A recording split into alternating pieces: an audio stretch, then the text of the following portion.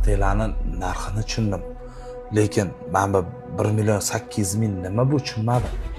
Bu 3 kun har kuni 600 mingdan kislorodniy ballon ulaganmiz. Nafasingiz siqqani uchun.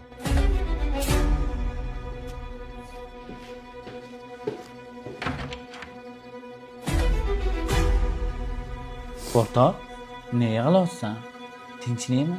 Yo puling yo'q bo'lsa berib turaymi? Yo'q. O'rtoq, pulim bor. Lekin 35 yil 7 oy 17 kun tekinga nafas oldirib qo'ygan Xudoda ancha qarz bo'lib qolgan ekanmiz. Bilmez idim dert verer derdimi